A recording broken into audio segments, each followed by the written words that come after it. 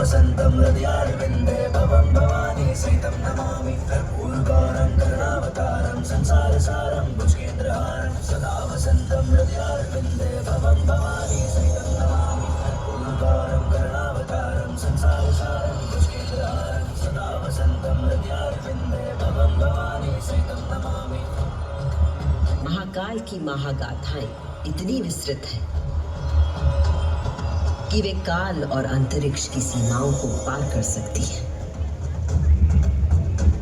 और आज मैं आपको इन कथाओं का केवल एक संक्षिप्त अंश प्रस्तुत करूंगी, केवल कुछ चुनिंदा मोती। समस्त सृष्टि महाकाल की अद्वितीय चेतना का संचार है, परंतु जिसके हृदय में स्वयं महाकाल की दिव्य चेतना प्रवाहित होती है, वही है मेरे तट पर स्थित उज्जैनी।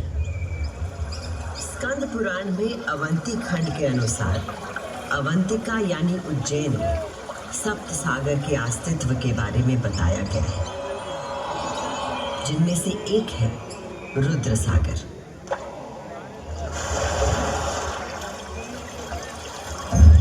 वही रुद्र सागर जहां आज आप सब विराजमान हैं, जहां पर अनादिकाल से ब्रह्म कमल खिला करते थे, जहां भगवान शिव स्वयं अपने गले में धारण मुंडों की माला का प्रक्षालन करते थे। पौराणिक प्रमाणों में मिलता है कि यदि कोई व्यक्ति अनजाने में भी इस जल का स्पर्श करता है तो 7 कुल का उद्धार हो जाता है।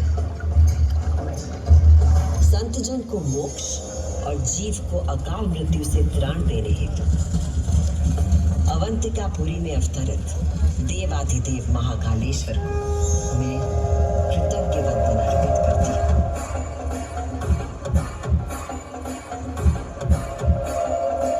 आज मैं शिप्रा देवी आपको उन्हीं महाकाल की शिव पुराण में उल्लिखित एक गाथा सुनाती हूँ।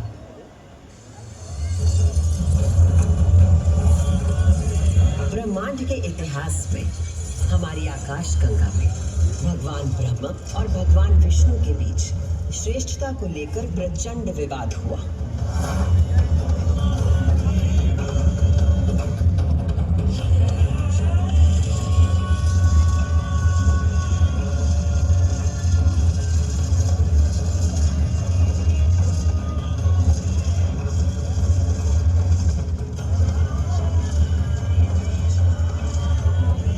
जब अपनी पराकाष्ठा तक पहुंच गया तो दोनों अपने अपने दिव्यास्त्र लेकर आपस में युद्ध करने के लिए तैयार हो गए।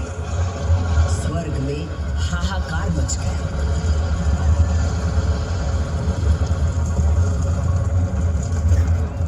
दिव्यास्त्र चलने से संपूर्ण जगत पर प्रलय का आना निश्चित था।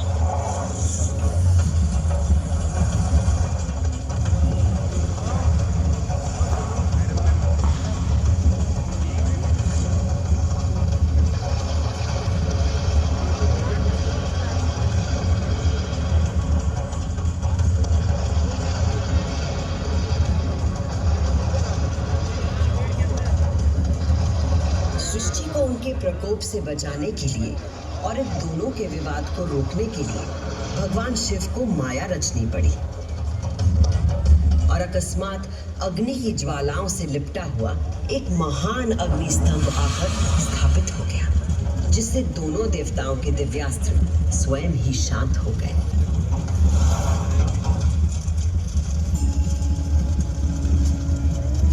एक ऐसा अग्नि स्तंभ जिसका ना कोई आदि था न अंत था। दोनों देवों ने अनुभूत किया कि स्तंभ के पीछे निसंदेह कोई अद्वितीय अलौकिक शक्ति निहित है। वे दोनों बोल उठे, हे महाप्रभु, आप हमें अपने यथार्थ रूप के दर्शन कराइए।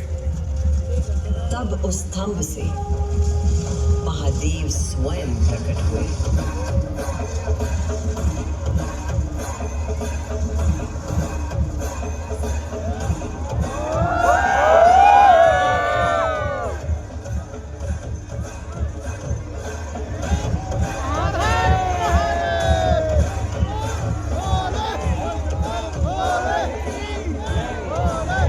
दिव्य और विराट रूप के 5 मुख थे और प्रत्येक मुख में 3-3 नेत्र प्रकाशित हो रहे थे।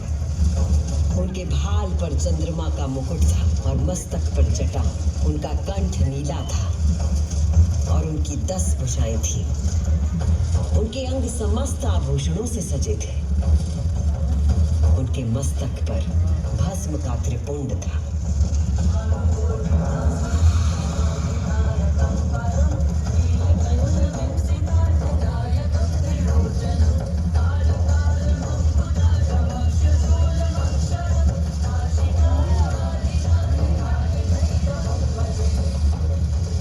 महादेव ने ब्रह्मा और विष्णु से कहा, सुरश्रेष्ठ ब्रह्मा जी, आप मेरी आज्ञा से सृष्टि की रचना करें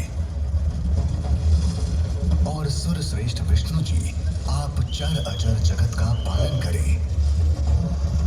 मैं ही सृष्टि का पालन करने वाला और मैं ही सृष्टि का संहार करने वाला हूँ।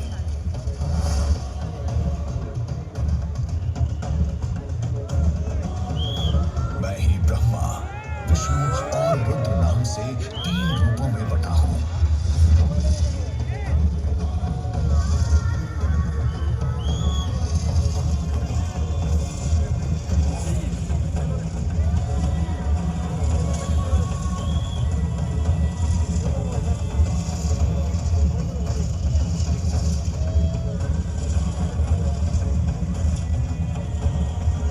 ये कहकर भगवान शिव स्वयं पृथ्वी पर लिंग के रूप में स्थापित हो गए।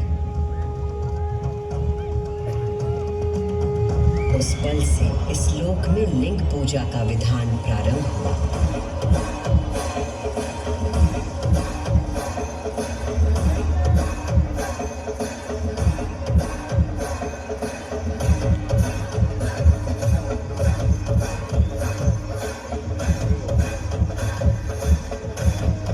अभी आपने सुनी वो गाथा कि किस प्रकार भगवान शिव ने लिंग का रूप धारण किया।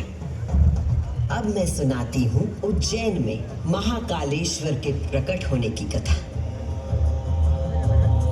उज्जैन नगरी में नित्य वेदों का अध्ययन करने